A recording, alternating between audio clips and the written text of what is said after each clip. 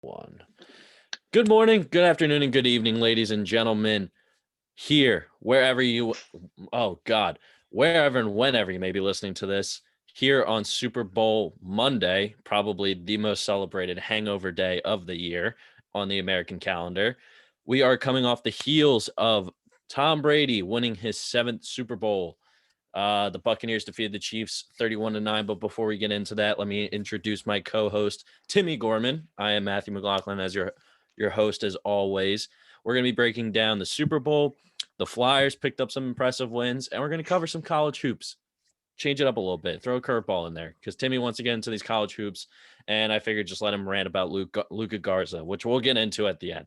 But first of all, the Super Bowl.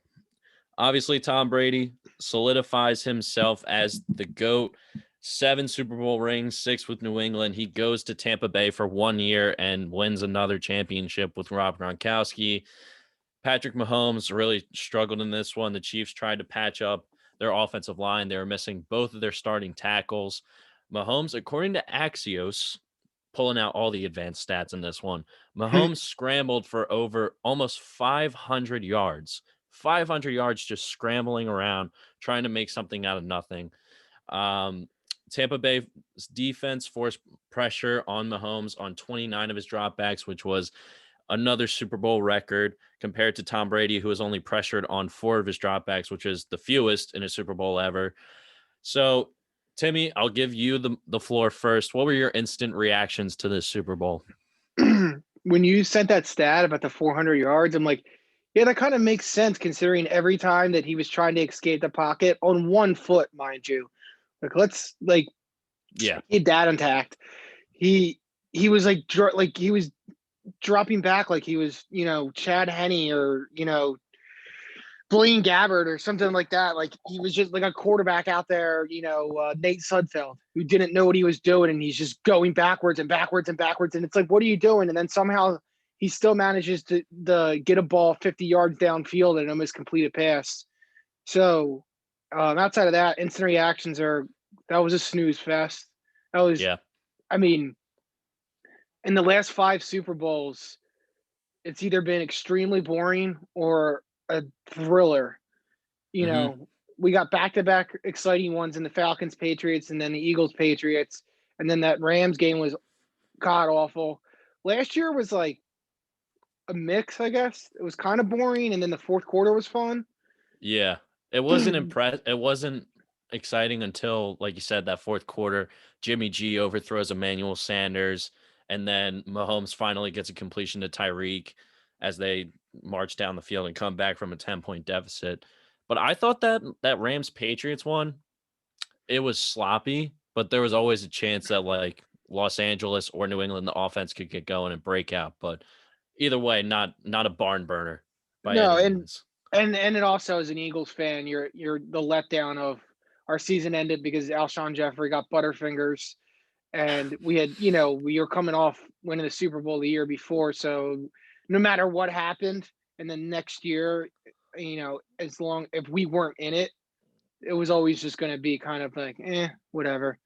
Yeah. Um, I mean, this solidifies Brady. He's now got more rings than any franchise, which is incredible. I mean, for one player to have more rings. I saw a thing on Instagram today that was like, listing out like, and that's what it said. I think the Ringer posted it, and it's incredible to think only 20 franchises of the 32 in the NFL have actually won it. That's got to be the Yeah. most spread out, like that's got to be the most amount of franchises not have won the championship in all 4 leagues. You would Yeah. think, right? Because in baseball, there's only like 5, I think, at this point. In hockey, there's always those like 1 or 2 years where like the Avalanche or like some Western, like some team out of nowhere makes a contention, like Tampa Bay did, the Lightning did last season. Right. They have 2 to their name. The Ducks have 1. Like, Yeah, at that point, it's like the Coyotes and the Panthers, and that's it. Like, even the Carolina Hurricanes have 1. yeah, That's which is why nuts. I'll get to it later, but that's why I think hockey players are always the best because every year it's a little bit more diverse. Mm, I You, agree with you that. know, so I guess the Canucks are another team. But getting back to it, yeah, Brady.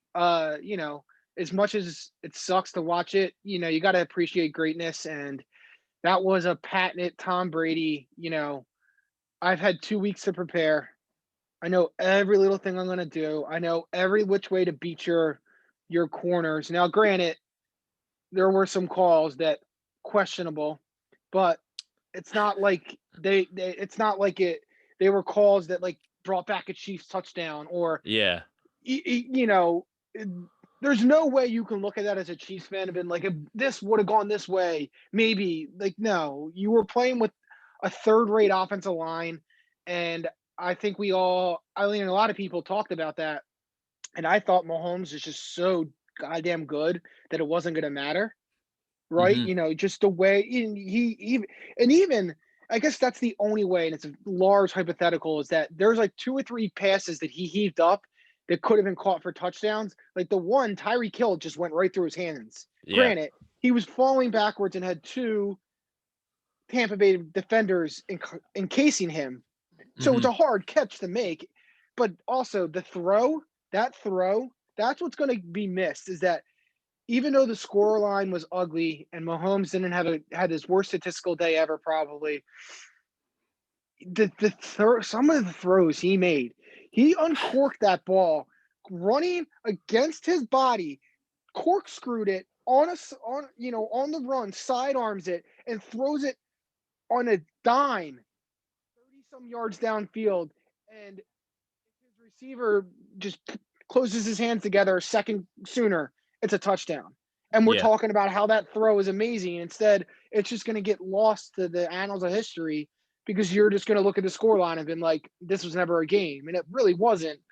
But Mahomes still did some incredible things. Like that, the other one where I think it was JPP or Shaq Barrett tripped him up in the backfield and he's literally like falling forward. And as he's like Oh, yeah. like almost vertical to like he's almost parallel. Sorry, not vertical, parallel to the ground, and he somehow manages to uncork another 25-yard plus throw that literally almost was caught by his receiver. He looked like Ben Stiller from Dodgeball. That was the popular meme Yeah, that was popping up in on it's the true. internet. Uh, for my instant reactions, I think this is possibly the blueprint for taking care of the Chiefs moving forward. I think Todd Bowles did an outstanding job coaching. Temple guy. Hmm. Shout out to another Temple alum. Uh, I think Todd Bowles has finally drawn up a film from start to end on how to coach around this Kansas City offense and finally figure out a way to at least limit. You're not necessarily going to, Mahomes is probably never going to have a game like that in his career where he's so off the mark or running around the entire time, but it at least gives teams an idea of applying pressure, squeeze the life out of them, get them out in the pocket, make them go backwards a couple of times, and just keep that pressure up all the way. Similar to what teams had to do with the Patriots for years. Keep pressure on Tom Brady, force pressure on Tom Brady, make him Quicker throws. yeah, It's get the ball out of his hands quicker. And I think we're going to see that. The NFL's a copycat league, which is what made the Patriots so successful. When everyone was zigging, the Patriots were zagging. So now Andy Reid and Eric Bieniemy now have to figure out a way to get this team back together, get them motivated. I'd imagine they wouldn't need much more motivation after seeing Tom Brady hoist another Lombardi trophy, but they still need to figure out a way to get themselves back into that position of earning that title of a potential dynasty. Will it be? I don't think it's going to be like everyone thought it was going to be, where they were just going to win championships after championship. But I could see at least one or two more, at least in their near future. Kelsey's 31. We're going to see how long he can play at a high level at the tight end position when he's used so much. Uh, Tyreek Hill, how long is that speed going to last? I'd imagine looking at him, that speed's going to last for a while. But Yeah, but that's one bad hamstring or knee or ankle. Not to jinx exactly, him, even though I think he's a exactly. POS in life. On the field, he's amazing. Off of it, not so much. And there's another thing you said. The game plan. Their game plan was clearly Tyreek Hill is not going to do a single thing against us. Yeah. And I think it maybe showed that the Chiefs are a little bit too over reliant on him making big plays this year. Mm-hmm. And, this is what happens when you coast through a season. Like in most games you watch the Chiefs, it never looked like they were that in tuned.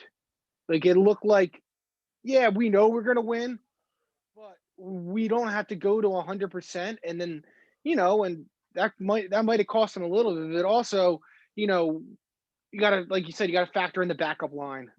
And so they can adapt Tampa Bay's game plan, and I think it's the best way to beat them. I agree with that. But you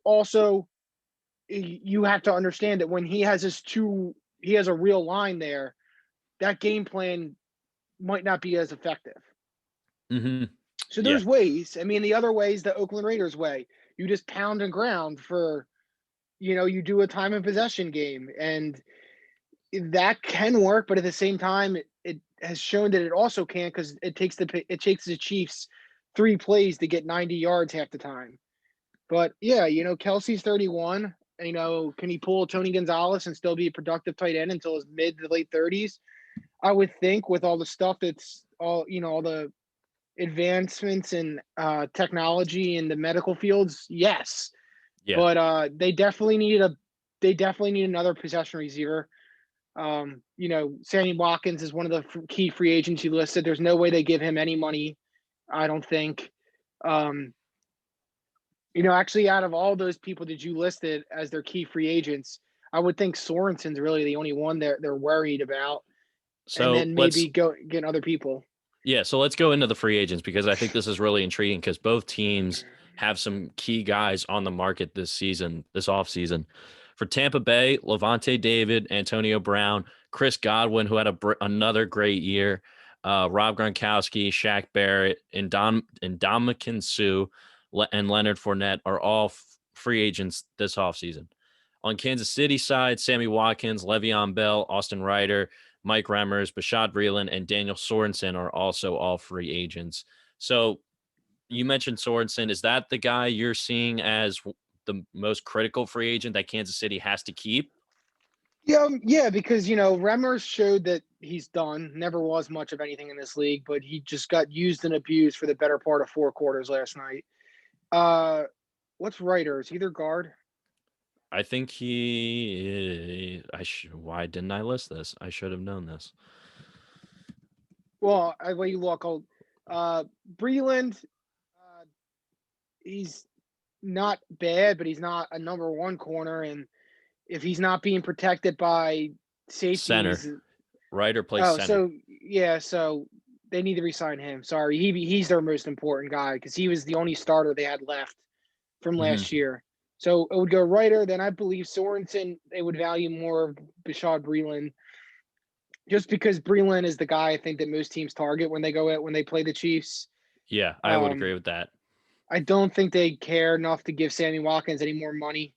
With that said, then they need to go get a big possession-based receiver, because that's, I think, the one thing they're missing in this offense outside of a steady run game that they haven't had since they let go Kareem Hunt. Maybe they give Le'Veon Bell another 1 year prove-it deal, but I could see him still thinking I got 1 year left in this.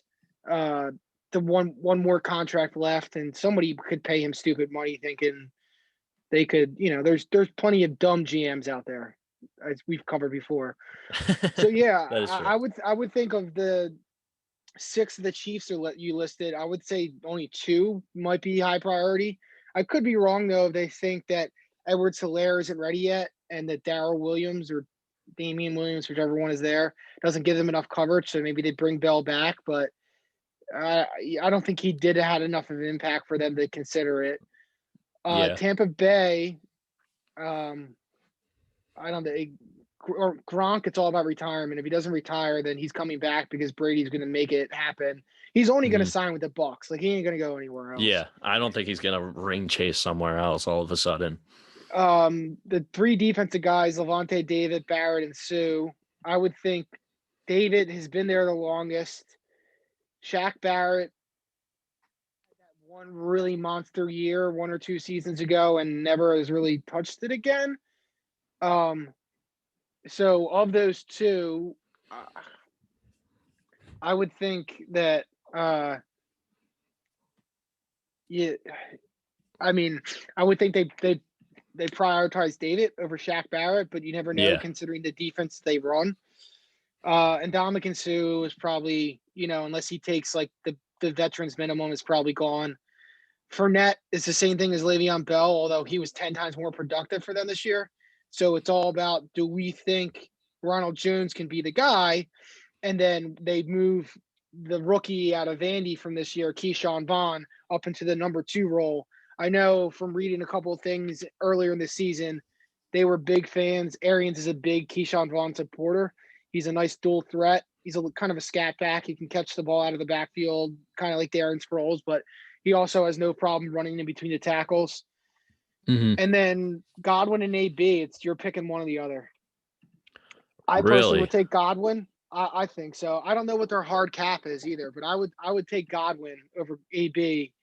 But Brady loves AB, and it seemed throughout the year that him and Godwin were never on the same page. And I could see Godwin kind of looking at it like, well, I'm not going to get paid number 1 money. I am a number 1, which, in my opinion, I think he's a mid-tier number 1 receiver. I'd take him on Yeah. the Eagles in a heartbeat. Oh my God. Yeah. I You could I would absolutely. take half of the people in the freaking tailgate parking lots over some of the receivers that we have. So I think there's somebody out there, possibly the Eagles, that you know Hopefully. could could throw some money his way, unless you know, they throw Oh the my God. cap at him. What's the Imagine franchise an tag? Eagles wide receiving core with Chris Godwin, Jamar Chase, Jalen Rager, and Travis Fulgham as your number 4. That's a Well, that's a that's a if they very bring good Fulgham receiving back, core. I like that. If they bring Fulgham back, if he's willing to work on the things that apparently got him benched late in the season. Yeah. So I think, yeah, there's 7 for the Bucks, 6 for the Chiefs.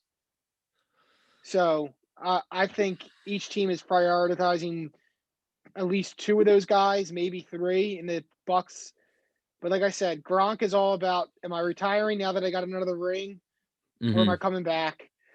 Then I think they're going to have to pick between AB and Godwin. If Godwin doesn't just say I'm walking, and then at that point, the 4 remaining ones, like I said, I think Sue's gone, and then it becomes a Levante David Shaq Barrett choice, and whether or not you trust Keyshawn Vaughn to fill in for the reps that Fournette got, and you elevate Ronald Jones to the full time number 1. I can't argue with that. So on the Kansas City side, I'm going to address Kansas City first. I think you keep Ryder because the center is one of the most critical positions in football outside of quarterback, obviously. It's the most Uh, underrated, important position in football, I would yes, say. and as Philly fans, we've seen Jason Kelsey grind out games for years now, and The it's better part of a decade, yeah. for a huge part of their success. I think you have to re-sign Ryder. Remmers, you can let him walk. Rashad Breeland, he just only hurt them in that game. I'm sure he'll get some decent money somewhere else, but was just targeted way too much by Brady, and I think a lot of other teams are going to try and target him more next season. Agreed. Sorensen, Sorensen, I think you could let him walk away. I wasn't necessarily impressed by him, especially throughout the playoffs. Really, he got away with that targeting call against the Cleveland Yeah, game, which he should forced have been gone. the huge potential touchdown that turned into a fumble into the end zone, which was a touchback against Cleveland. I think you can let Sorensen walk, and I'd rather re-sign Sammy Watkins, and I'd rather use that money for Sammy Watkins and try and keep that culture at least. And then Well, that's where I Le'Veon Bell. think Sorensen is the culture guy. That's why I think. I think he's a big locker room guy in that locker room. That's why that's the vibe I get. Yeah, yeah, yeah, yeah. I No, don't I think he's a understand. great player, but Yeah, I understand that, but I think you could get a very good safety in the late first round if you really wanted to replace that position. I thought he was a linebacker. It. I thought he filled in for Eric Berry or whatever at safety. I don't know. Is he a I free could be. safety? Maybe he alternates between the two. Yeah, and I think they play him in the box a lot, like Malcolm Yeah, Jenkins. that maybe that's why I thought he was a linebacker. Yeah. So I think you can let Sorensen walk and just keep Watkins. I think the backfield is too crowded for Le'Veon Bell at this point. And the cap, I don't know how Kansas City has this much like cap space to like re-sign half of the players that they've re-signed over the years, but that cap's going to kick in at some point. So you got to Mhm. cut some costs here. And I think Sorensen is a cost that you can afford to cut right now. For Tampa Bay, I would I would let Sue walk. I think he finally got his Super Bowl, so I think he's going to be on the fence about retirement, or at least going someplace else to, I don't know, go back to Detroit and make it a homecoming and right some wrongs and be more of a storyline than an actual trying to contend year, or maybe he gets into coaching or whatever. Uh, I think Shaq I- Barrett. If it comes down to He could Shaq be a Barrett coach. yeah, I think I he'd be could a see him really as he's an intelligent guy. I think he definitely would be yeah. a good coach.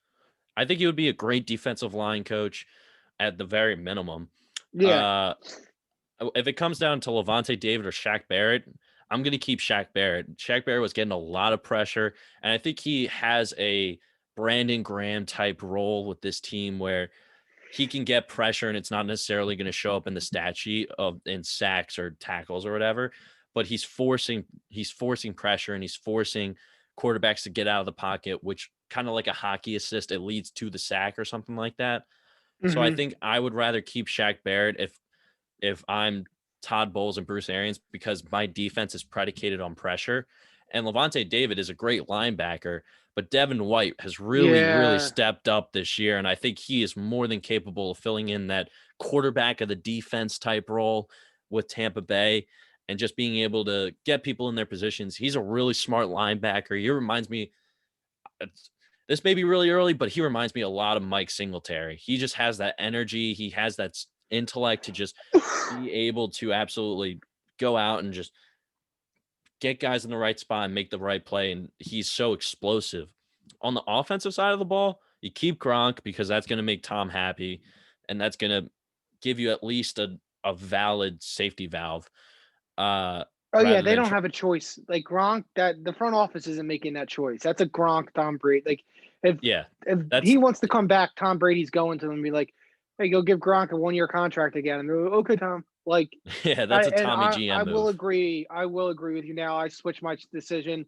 You're 100% right with Devin No. White. With Devin White, yes, it's.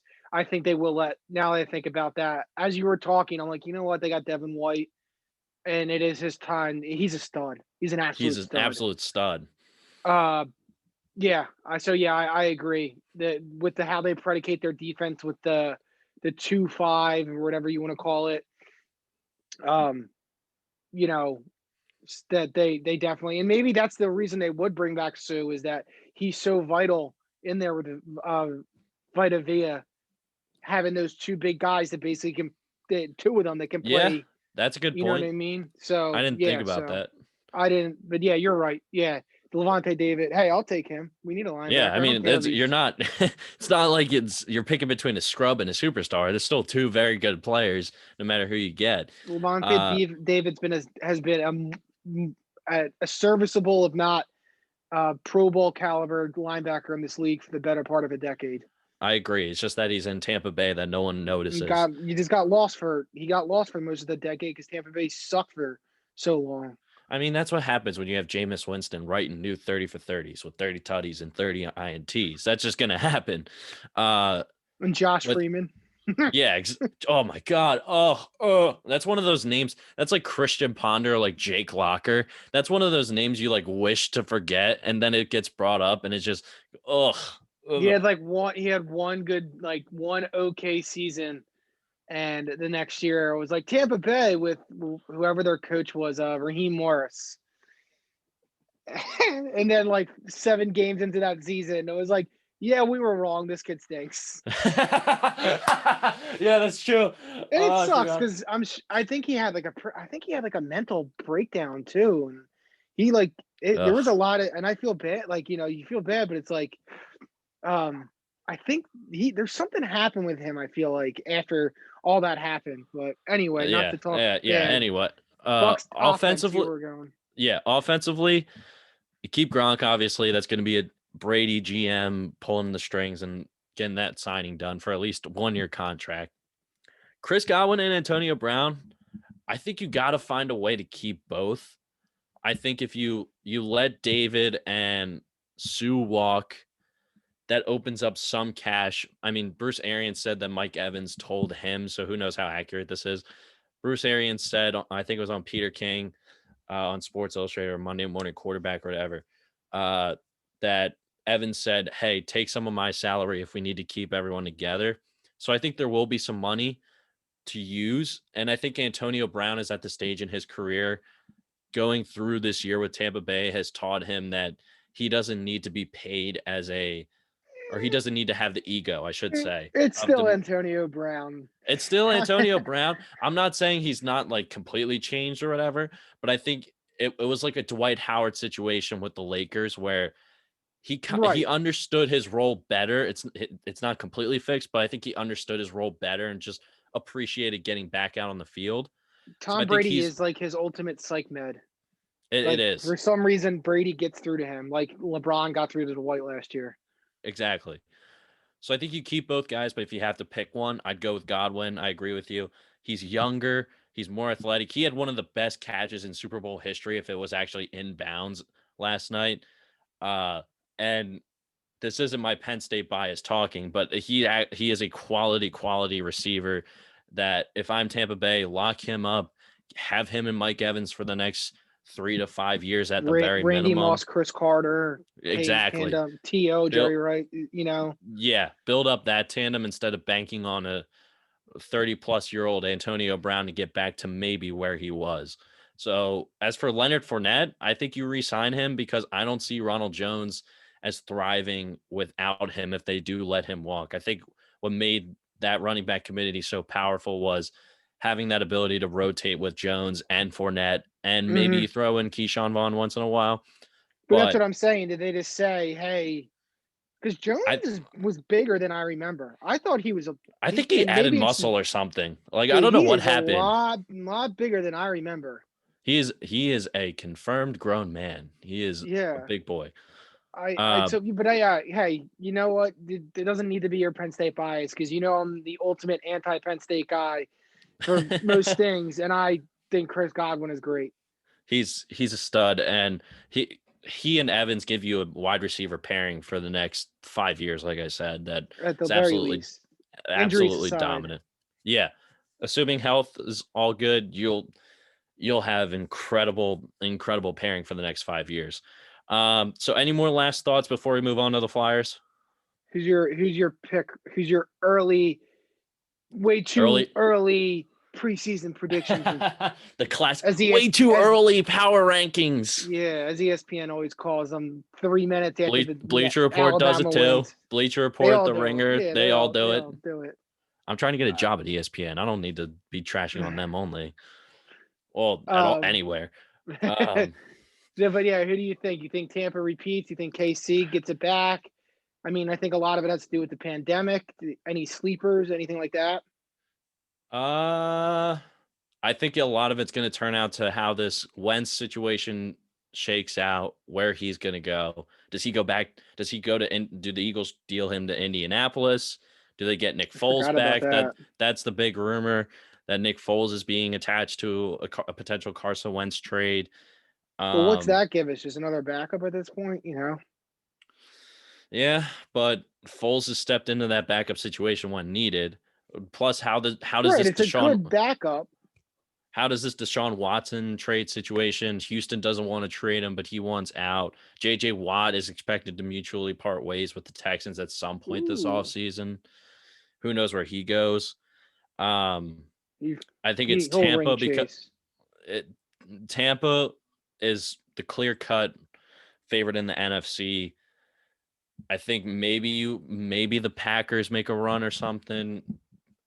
It's just I think we're gonna wait until the draft. Right now, my early pick is Tampa repeats just because recency bias, and I think Andy Reid finally got out coached in these playoffs, like I was expecting, and I think you were expecting it as well as a former Eagles fan. Seeing Andy Reid, he's messed up a lot of situations with time management and coaching decisions, and it caught If up I to him. saw another screen pass that didn't work, I was gonna literally like I'm sure you weren't the only person. the screen pass does not work. Yes, the wide receiver screen still does at this point, but the screen pass does not work in the NFL. I Stop doing it, people. I did. Stop I doing think it. the wide receiver screen is terrible. I don't think the wide receiver screen works. I think it's the opposite. You get a good running back in space, that's fine. But a but wide receiver bubble screen pisses me off more. I think I agree. I think it works better in college, but I'm saying all the games I watched this year, and it's not like I was sitting there with like the NFL ticket and had 9 TVs going, but I watched a decent amount of football for just being a normal, everyday Human guy. being. Yeah, and I don't think I saw one screen pass work this year. Maybe at best, I think the Sanders broke one, but that was really a broken play that I think it was like a fumble, and then he picked it up. And like, I think defenses are so trained now on what a screen pass is when a screen pass is coming. They know that if like a lineman breaks out or they see a running back kind of just doing stutter steps, they all know instantly, like, boom, these are the 3 things you got to do. And it's not like, and Reed loves them, There's over the years, how many times have we see Westbrook break one? So I get it, but I think it needs to get put on hiatus for a little. No, it will. And the goal line fade to the wide receiver will eventually go with it too, because You I would don't think hope. That's the dumbest play in football. that, yeah, The, especially the on like third dumbest and play. goal. Third and goal. Let's go for a goal line fade. The Why? Chargers one time this year ran 3 in a row to try and win the game. That sums And up the that is why Anthony Lynn Anthony Lynn regime. doesn't have a job. That sums up Oh the Anthony Lynn man. regime When you insane. have a 6'10" or 6'6" quarterback who's like 250 easily and Yeah. is athletic and could just anyway. So I actually Do you am have gonna it? go Do you with have an early pick? KC. I think they regroup and they get it back together. Maybe Rogers, one more good run in them. They find Mhm. another wide receiver. Because they still got the majority of their guys, I think, together.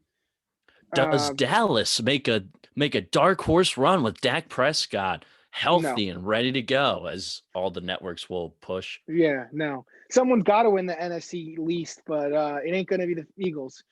So, Yeah, it's but going to yeah, be a I would dumpster fire say again. I wouldn't be surprised if we somehow saw another rematch, but it wouldn't shock me if Green Bay got back there again. We'll see if the Browns can keep that momentum going and the Bills can keep it going. Indianapolis is going to be in the quarterback market. Indianapolis, right. If they get the right quarterback, that's a really good defense with Yeah. solid weapons on offense.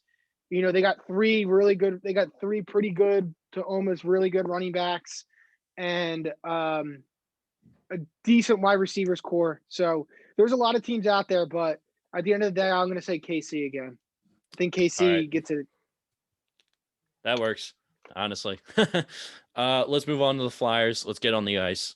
The Okay. Flyers 5-3 in their last 8. Go figure. Who would have thought? We did not think that was going to happen. We thought they were going to go 3-5 or something. You knew But they were going to do that after we ranted about it. That's true. They were swept by the Bruins, and they are coming off a 7-4 win against Washington yesterday. Scotty Lawton got his first career hat trick in the NHL, which feels wild to me because it feels like this guy's been in the league forever.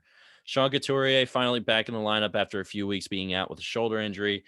I think he got a couple of points in this game.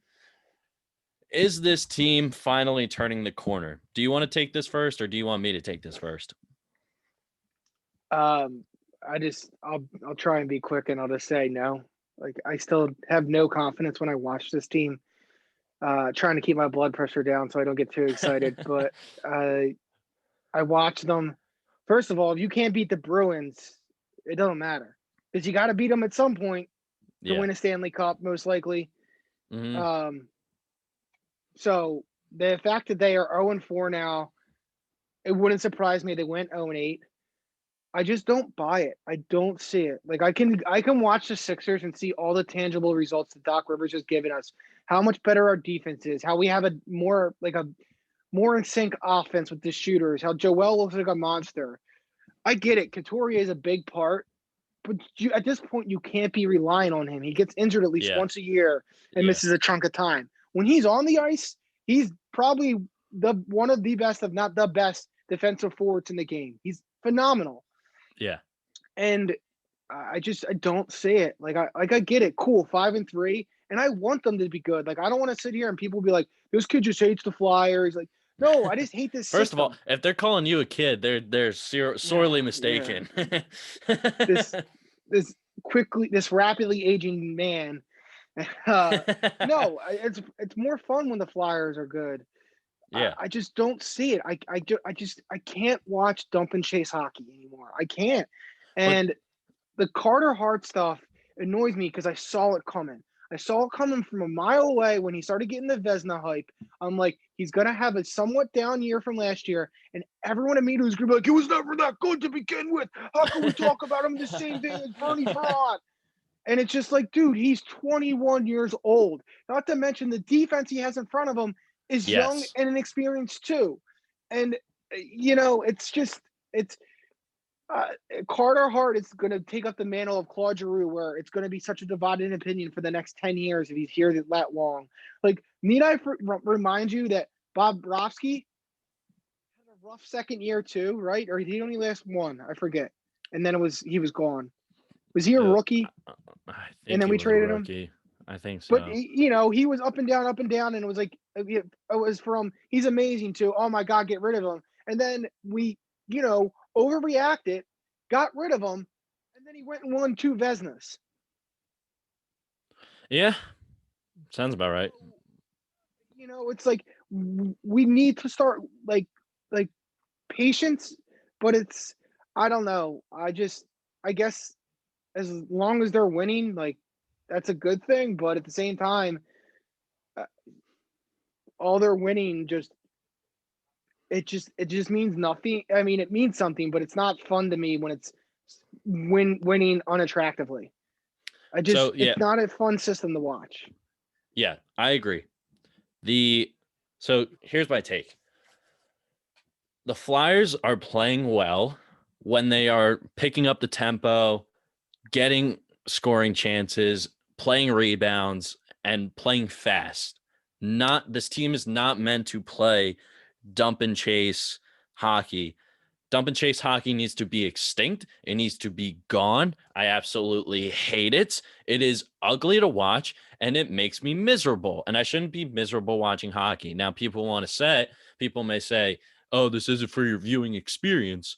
Well, it makes me miserable because my team ends up losing because they're playing dump and chase hockey, which drives me nuts. If if you get Konechny, Lawton, Couturier, all these guys in open ice, get them break out quick and just play the chances. Don't just dump it right away when you get past the blue line or something. That's when this team is successful, which is what I saw in that Washington game, which is what I saw a little bit in that Boston game where Farabee was ripping past Tuukka Rask. That's where this team is successful. And the dump and chase hockey is just an oxymoron and it's just counterproductive and it doesn't help this team at all when you have relatively young skaters like Who are Konechny, fast Provorov. when you have the speed. Yeah, go fast. That's what led to the Blackhawks winning 3 Press cups. That's where this team or wins. That you forecheck, I got to should say. yeah.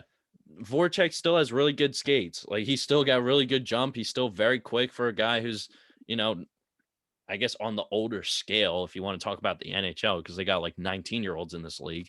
But Mm-hmm. um when you have guys like Voracek, Konechny, even some of the defensemen like Provorov, even Sanheim when he's healthy, uh, hopefully Gossespierre can get to somewhere where he was that like, few years ago, but he just looks like a shell of himself at this point. Um, but if you get those guys in open ice and play fast, that's what will lead you to success against against the Bruins, against the Capitals, the The Penguins. Lightning. Yeah, the Lightning, like some of those teams, because that's where the league's going. And as for the defense, I would like to see if you're playing fast, I want to see you be aggressive, but I don't want to see Carter Hart on an island where he has no one helping him on 2-on-1s, 3-on-2s, whatever it may be. And then the opposing team, or like the Bruins, for example, spends a minute in our own defensive zone. Like that just shouldn't be happening. That just should not be happening. The pressure's going to add up. One shot is eventually going to get through. And that's where this team needs to improve, in my opinion.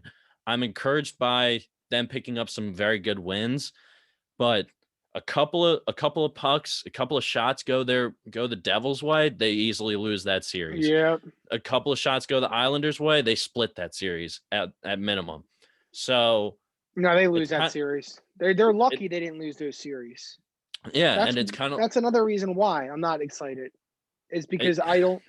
The 7-4 win was good, but it's like I didn't come away from any of those back-to-back wins over the Devils and Islanders being like, yeah, we dominated those games. yeah, We choked away leads both times. it wasn't like a team that you could say they look like a number one seed in the East that Mm-hmm. won the round robin round last year. It just doesn't look like that. Now, I will still be excited for this team because I think it's very close to contending. They just got to get the right piece, they have the right pieces. They just got to figure out the right way to use them. And I think it is starting to add up on the pressure is starting to add up on Vigneault, where he needs to figure out a way to get this team to play the best way and the most efficient way possible without leaving Hart to defend for himself and look shots and try and stop 3 to 4 shots in one shift. That's just ridiculous. And it doesn't make any sense, and it won't help this team advance because he's just going to be he's going to be worn out by the time the playoffs roll around, and he's just going to be basically expecting to look every shot possible without getting help from any of his defensemen for the most part. So that's where I think they need to improve. For the hockey purists out there that are like, oh, well, it's not just a double chase, and if you knew it, like, yeah, I get it, and I keep admitting it, and I will keep saying it. I don't know anything for the most part, outside of the general knowledge of hockey when it comes to tactics and how you do this. Like, I could sit there for days and talk to you about the press on a basketball team, or how they're running a zone or a motion offense, or they're 1 in 4 out things, anything like that. Baseball, same thing. Football, to agree. Hockey is the one where I'm out of my element. But even I can, and that's where I'm saying it's bad. If I can sit there, look at it, and be like, this just is not a winning formula. So Yeah, somebody who knows as little as I do when it comes to the actual like nitty gritty of the systems and how to run a scheme and offense and defense when it comes to hockey, if I can sit there and say there's no way that what they're doing on the ice translate to them making a deep run in the playoffs, that it's there's very obvious issues. yeah. So you do not feel confident that this team is turning the corner. I feel confident. I think after picking up a win against the Capitals, I feel very confident because I think they're just winning games. It doesn't matter if they win by a big margin or not. They just need wins to build up their confidence. So I Mm-hmm. think they're turning the corner. You do not. But let's move on to No, college. stuck Let's in move on to neutral. college hoops because Okay. this is more of your element. Let's set the scene because we have not covered college basketball at all on this show, and we're in like week 12. It's probably on me, but whatever. We're covering it now. It's So a weird season. It's just been it's a also a weird weird. season. Gonzaga and Baylor are the number 1 and number 2 teams respectively. They remain the only undefeated teams. Gonzaga is 18-0. Baylor is 17-0. Michigan, Ohio State, and Villanova round out the top 5 in that order. However, it should be noted that Michigan and Villanova have played about 3 to 5 fewer games compared to some of the other teams in the top 25 because of COVID protocols. They've just had games canceled or postponed or whatever. Illinois and Texas Tech have hopped 6 spots in the newest poll at number 6 and number 7, respectively. Missouri cracking the top 10. Alabama's at number 11. Texas and Iowa each fell 7 spots. We're going to get into Luka Garza and what we think about him. University in Texas is at number 13, and Iowa is at number 15 right now.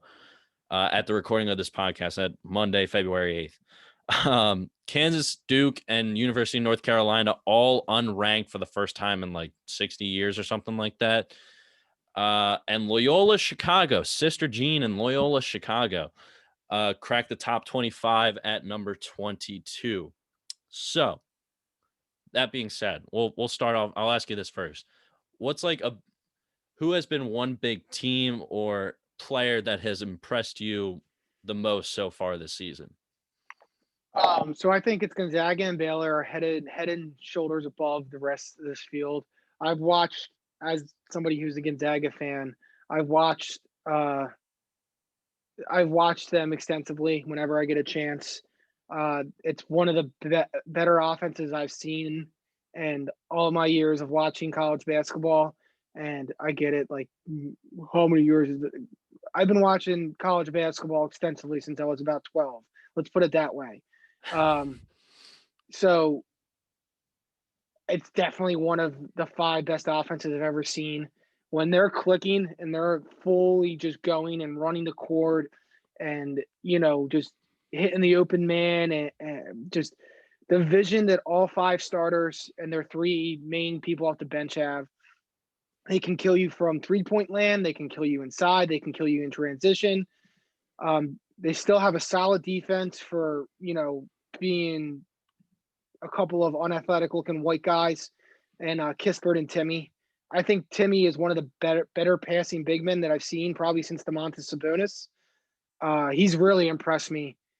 His control underneath the rim is Kevin McHale-esque. It's Wow. just unreal the moves that kid has at 22 years old.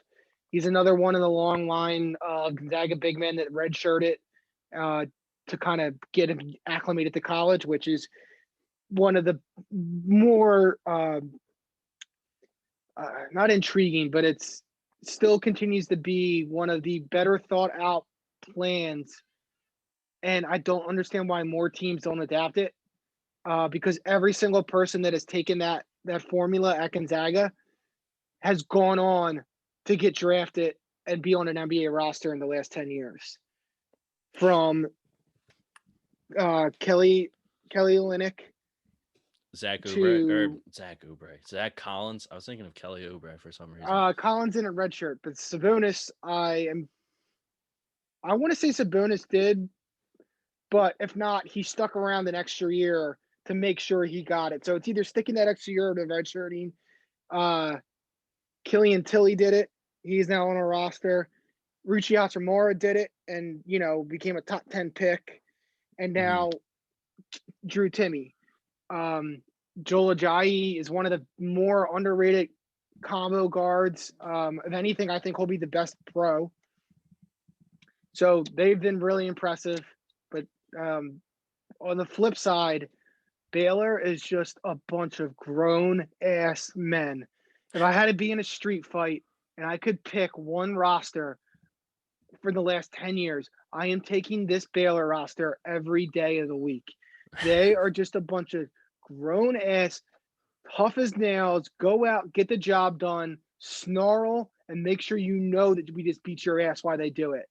They have three of the best guards in the nation in Davion Mitchell, Jared Butler, and oh my God, why am I blanking on the third one? Butler. Now I can't think of his name because he's Davion Mitchell, and there's the third one, and because he's not as heralded as the other two. Butler has recently kind of ascended to another level. I mean, he couldn't miss in LJ that Kansas. Cryer. No, he couldn't miss in that Kansas game 2 weeks ago. And then Davion Mitchell, the last 3 games, has kind of just ascended to another peak, and he's rising up the draft boards. They play defense, they rebound, they can shoot, they can create their own shot, and they never get phased. Those Kansas and Texas games, every time they build a lead, Kansas or Texas would kind of start to chip in and chip in and chip in.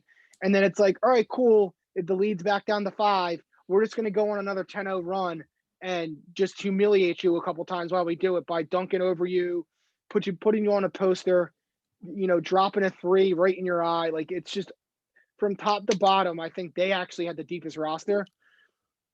And then I think it's Gonzaga. But their defense versus Gonzaga's offense would be a phenomenal matchup to watch. I But honestly think it's not going to happen because the college basketball gods won't allow it. Yeah, we won't somehow we're not going to end up getting it. We should have, but COVID obviously. it would be a phenomenal matchup to see in the Final Four or the championship. And I honestly think Baylor would win that game. It's my opinion. And like I said, I'm a Gonzaga fan. I like Baylor too, but Do you think Baylor's defense is just going to win out in that I matchup? think I think they're just the tougher of the two teams, and their Yeah. defense. I just mean, they are just uh, they're just scary when they want to be, Yeah. And what are the two big dudes they have that literally look like linebackers? It's a staple, by the way, for Baylor to always have like one or two power forward centers on their team that are just look like they could rip your head off at any moment. Well, Thamba. we have everyday John, that guy, he's the man, and Mark Vital. Oh, all right. Well, whiffed on that, but okay. And they're just two, big dudes that look like they should be playing middle linebacker or DM for the Baylor football team. And they're ahead. Those two teams, of all the teams I've watched this year, are head and shoulders above any other team in this Nation. in the nation right now. Gotcha. I mean, those are two good picks, but I'm gonna go a little bit deeper down into the rankings. That's what I was gonna say. That's what she said, but missed opportunity. Fighting the Illinois Fighting Illini have really, really impressed me this season. I did not know much about them coming into this year, but Kofi Cockburn has been absolutely phenomenal for this team. And yes, it's apparently Cockburn instead of not Cockburn. I was Yeah, I really don't disappointed. understand how the English language works in that way, but I'm but actually is wearing my Baylor shirt right now. It's kind of funny. Oh my God, you're such a Baylor fan. Go Yeah. Bears. 17 points. So Coburn stats, 17 points, 10 rebounds, and 67% field goal percentage. I saw who they play. Indiana. Indiana. We were both watching that at Yeah, separate we were times, both. but yeah. Yeah. The officiating was Hard. interesting to say the least. Timmy will say hard. It was interesting. It's Dragged the like game out for another like extra hour or half an hour. it was like a full crew of Ted Valentines. And if you don't know who Ted Valentine is, then you don't know you're not a fan of college basketball. Because at this Nice. point, if you're a real fan of college basketball, you know who TV Teddy is. And if not, just go look at Mark Titus's tweets. That's great when you gotta like point to a guy's Twitter feed to say, "Hey, this is who this guy is." But yeah, watching the Indiana game, Coburn he has the same energy and like just presence that Zion gave me watching him at Duke. I'm not saying that Coburn's the new Zion and all the generational hype that was going into that draft or whatever, but Coburn just has that bounce, that second bounce of coming off of an offensive rebound and just right back up. I'm just gonna posterize who's ever underneath me. And he just has that infectious energy, especially on the defensive side, where he'll make good stops, he'll meet people in the paint and do whatever he's got to do to win. And I think that's really translated well to this Illinois team. And I've just been super impressed in a competitive Big Ten conference. They've really stood out to me, and I'm really impressed from what I'm seeing from Kofi Coburn and this team so far. He's a guy that would fit in aimlessly on Baylor. I agree. He's a monster. Maceo Teague is the third guard. Just popped into my head on There Butler. you go. But I agree. I like Illinois as well. Well, you and I were talking a month or two ago, and I was telling you how it's good to have Illinois good again. That was grammatically horrible language that is used, but you understand what I mean. I'm sure your brother will give me hell for that. So they, but yeah, it's growing up, it was always a top team in the Big Ten with like the Brian Cooks, the Frank Williams, the Corey Bradfords, the Luther Heads, the D Williams, Deron Williams, D Brown teams. They were always fun These to names are watch. just going completely over my head. I'm Yeah, too you don't young. know. People I'm a my age young will know. whippersnapper. I'm a young whippersnapper. You don't understand You real know who college basketball. you know who Deron Williams is, or I thought it was Darren, however pronounced. you. Yeah. Whatever. It's either one. I regardless, grew up with Brooklyn, Darren. I grew up with yeah. Brooklyn, Darren. Well, Illinois and Utah, Darren, were a sight That's to true. behold. They were dirty. Yep. Yep. Even going way back to the days there was, the Kendall Gill teams. Regardless, uh, I agree. Io Donasamu, I know Domasuma, however you pronounce it, um, is a lottery pick in my opinion. He's a great combo guard. He's quick. He plays defense. He's got hops. He can shoot. Trent Frazier is a marksman on the corner. He's a senior leader who really stepped up in that Indiana game when they needed him. You got a couple of young freshmen like that Corabello guy, and I honestly think I like Brad Underwood as a coach. I Mhm. honestly wouldn't mind him at UNC whenever Roy Williams retires. Roy Uh, Williams will never retire. He's just there yeah, for eternity. yeah, I know. But regardless, hey, we beat Duke. Hey, um, Mazel Tov. Good I things. don't care if we're both under 500. It doesn't matter. Anytime they beat Duke, it makes me feel good. No, it's one of those Um, rivalries you lose every other game, but beat Duke. beat Duke, and that's all that matters. Yeah. But no, I agree. Illinois is definitely a team I could see making a run. They have the required assets, senior leadership, good guard play. They can rebound, they can shoot it, and they also play a tenacious defense. Brad Underwood is a uh, disciple of Bob Huggins, so Mm. they Press press, they Virginia. run. He was the coach at Stephen A. Austin a couple years back when they had that Yeah. white dude that when they made the run in the tournament a couple years in a row when they beat West Virginia. Yeah. Which was crazy. Um, so yeah, I like Illinois too. If we're talking sleeper teams or there's teams that no one gets a whole like no one's like giving them any rep. Florida State is always one. I think Mm. that they never get enough respect, and they're another one where I watch them and they're a bunch of upperclassmen. They can really just ball when they need to. They're super athletic, and every year anymore, it seems to me that Leonard Hamilton just finds a new guy to be the go-to guy for that year, and he'll somehow get drafted in the top 25 or something, and he'll be in the league. And so I like them out of the ACC. I'm not saying they're going to win the ACC. I can just see them being a team that kind of goes on a little bit of a run. I haven't seen enough of Villanova this year. I feel like they're kind of creeping around, and that it could be one of those teams that Jay Wright just kind of surprises people with as like a 3 Yeah. seed. Michigan obviously is a top 5 team. Uh, we'll So see what Juwan Howard can coach with them, but what do you think about Texas Tech? Because this is a team that so I've been trying to think about them because as a Georgetown fan, seeing Mac McClung do well hurts my soul and really makes me question what the fuck Patrick Ewing is doing over there. But we've stayed competitive. I shouldn't say we, but the Georgetown has stayed competitive in some Big East games and picked up a win against Creighton this Creighton. week. Yeah, we already beat Um, Creighton. They already beat Creighton earlier, like just a few days ago, I think. And so that's showing some signs. But I just I think anyway, that they're hitting their stride. I think Chris Beard is a phenomenal coach. He has a system.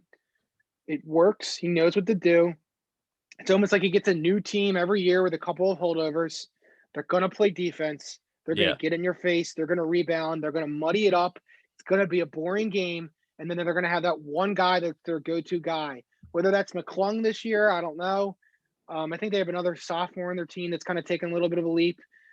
But I like Texas Tech. I think that come tournament time, they have the patent, they have the requirements that are needed, which is defense, guard play, senior leadership, yep, and someone you can score in the crunch for you.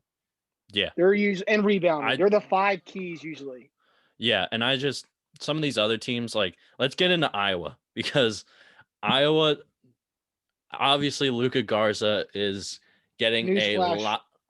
Iowa fans, you're not going to like my take. I'm gonna play devil's advocate, but Luca Garza is getting a lot of hype. He's the front runner basically for the Wooden Award and being the best college basketball player in the nation right now. absolutely going crazy in the stat sheet, 25.5 points per game, 8.4 rebounds per game, almost 2 assists per game, and shooting 58% from the field. But with that being said, there are still questions around his NBA future. So, what do you think? Well, obviously, I already know what you're going to say, but is he a starting caliber big man in the NBA? No, he is doing a very good Tyler Hansbrough impersonation. He is Wow. a bumbling, uncoordinated doofus that refs don't know how to officiate him properly. So even though the majority of the time he's the one creating the contact or throwing an elbow or dropping his shoulder into the defender or throwing his body into a defender that's standing straight up, the refs really have no idea what to do. He's too slow. He's not athletic enough.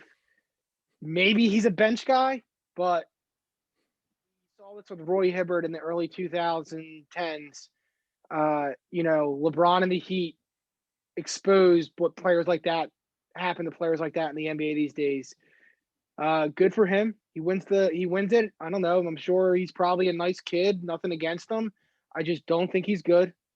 I think he's getting the benefit of the doubt. I think it helps that a lot of teams don't play with height these days, Hmm. and I just yeah, I don't buy it. There's nowhere if I'm an NBA GM that I see and people are like, "Oh, he's out in an outside shot." Well, yeah, if it takes you 7 years to get that outside shot off and you can't Yeah. create it on your own, it doesn't matter. Like he's not the second coming of Dirk because he's 7 foot and can shoot threes. Like he can barely dribble.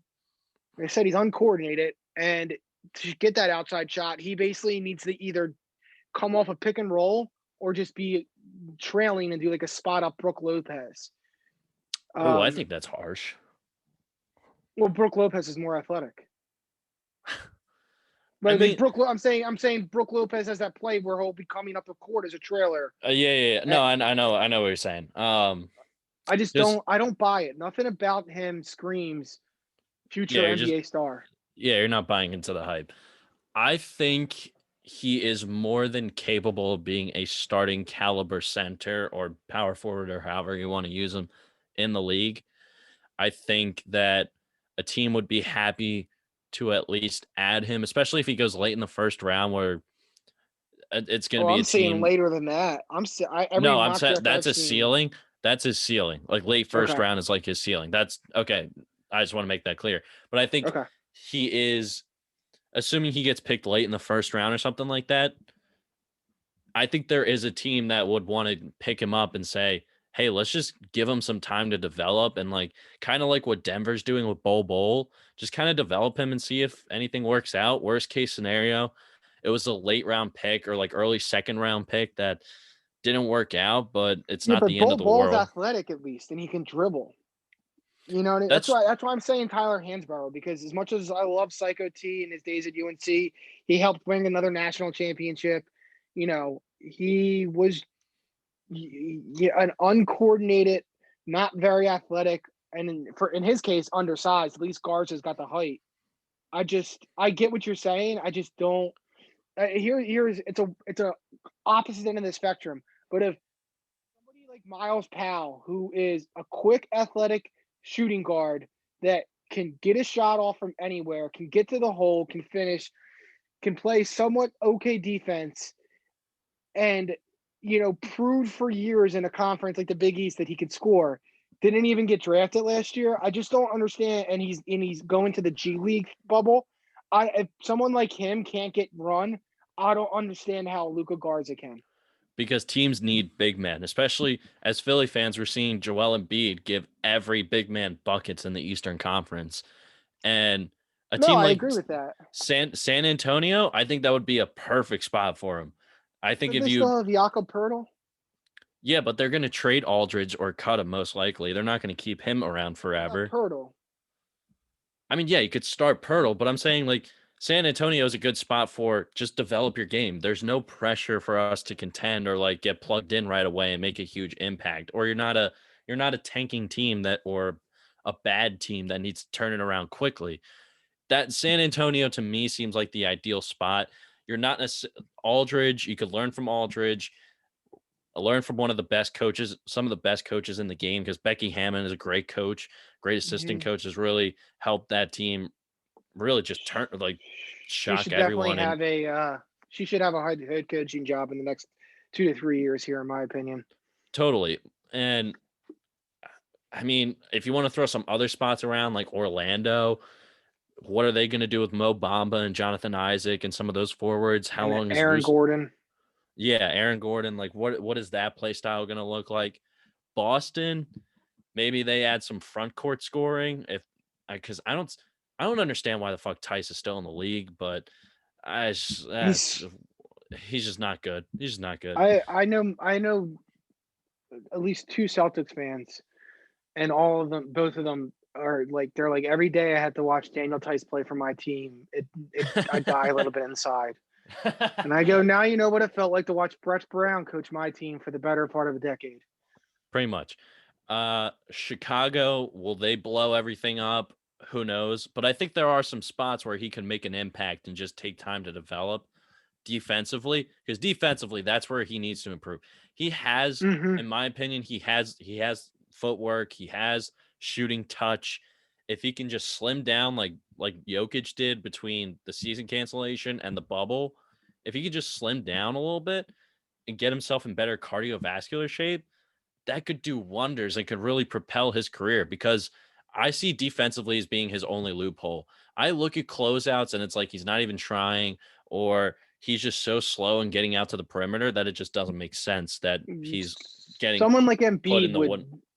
would put him in the wood chipper within 5 seconds. Oh, yes, He'd have exactly. 3 fouls in 2 minutes. It Exactly. would just be feed Joel, boom, foul. Feed him again, boom, foul. Like he would foul him out in a 5-minute stretch. Yeah, that And sounds about I right. agree with you. But I don't think the footwork's there on offense either. I think it's very touch and go. So I mean, maybe I'm proven wrong, but that's why I'm not an NBA GM. I just don't see it. So I mean, I'm I not think there's better people. There's better people out there. In no. my opinion, Yeah, I think it's just I think defense. all four It's big guys on UNC are light years better than Luca Garza, and I despise Garrison Brooks. So that's all you need to know about that. they're light years better, or they just have more potential. Both. Really? Because I think their games are more polished. I think they're 10 times more athletic. I think they understand the defensive end of the game better, and they think they have more potential as well. all right, well, we Armando shall see. Bacot, Armando Bacot, and Deron Sharp or Dayron Sharp, however you say his name, aren't starters or like you know viable bench centers in the league for at least 10 years. It most likely is because they just didn't have the right attitude, or they got injured. They're Yeah. that's the kind of big height that the league is looking for, is guys like them. Yeah. All right. Well, we So shall see as the rest of the college season progresses. That's just our one more initial take. team, for you that in those things. Colorado, they're good. People don't give enough respect on their name.